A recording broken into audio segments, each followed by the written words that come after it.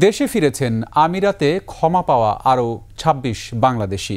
দুপুর ৩টায় ইন্ডিগো এয়ারলাইন্সের বিমানযোগে আরব আমিরাত থেকে হজরত শাহজালাল আন্তর্জাতিক বিমানবন্দরে নামেন তারা। এ নিয়ে ২ দফায় আমিরাত থেকে ৪২ জন দেশে ফিরলেন। মানিক শিকদারের রিপোর্ট। বৈষম্য বিরোধী ছাত্র আন্দোলনে সংহতি প্রকাশ করে সংযুক্ত আরব আমিরাতের দণ্ডপ্রাপ্ত হন ৫৭ বাংলাদেশি। স্বজনদের অপেক্ষায় সকাল থেকেই অনেকেই ভিড় জমান শাহজালাল আন্তর্জাতিক বিমানবন্দরে। ২ মাস ৫ দিন পরে যোগাযোগ হচ্ছে আমার সাথে, এর আগে কোনো যোগাযোগ হয় নাই আমার সাথে। যোগাযোগ করার কোনো ব্যবস্থা ছিল না। ডাক্তার ইউনূস স্যারের আল্লাহ ১০০০ বছর ওনাকে হায়াত দেক, এই দোয়া করি।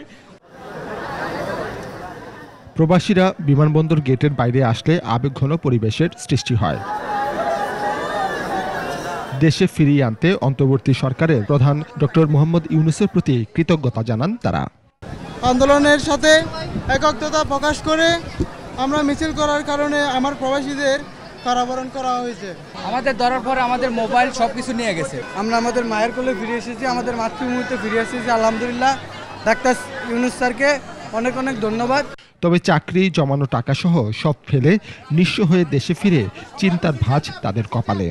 একটা ফুল আর এই যে ড্রেস আর একটা মোবাইল ফোন ছাড়া দ্বিতীয় কিছুই আমার সাথে আনতে পারিনি। অ্যাকাউন্টে আছে, তারা অ্যাকাউন্ট থেকে টাকা উঠাতে পারে না। ডাক্তার ইউনূস স্যারের কাছে আমাদের একটা আবেদন, সবার জন্য আমাদের ডিপুটটা যেন দুবাইয়ের উঠিয়ে নেই, আমরা যেন আবার যেন যেতে পারি।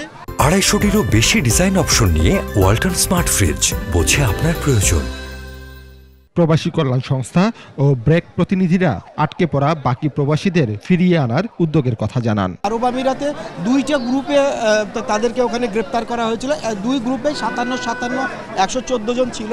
তো ইতিমধ্যে 57 জন ফিরেছে, এখনো 57 জন ওদেশে আছে, যারা আমরা আশা করছি যারা অচিরে আবার ফিরে আসবে। প্রকল্পের মাধ্যমে যারা প্রত্যাগত আছে তাদেরকে রিইন্টিগ্রেশনের ব্যবস্থা করা হচ্ছে এবং এখন যারা ফেরত আসছেন তাদের জন্য স্পেশালি অগ্রাধিকার ভিত্তিতে এই ব্যবস্থা নেওয়া হচ্ছে।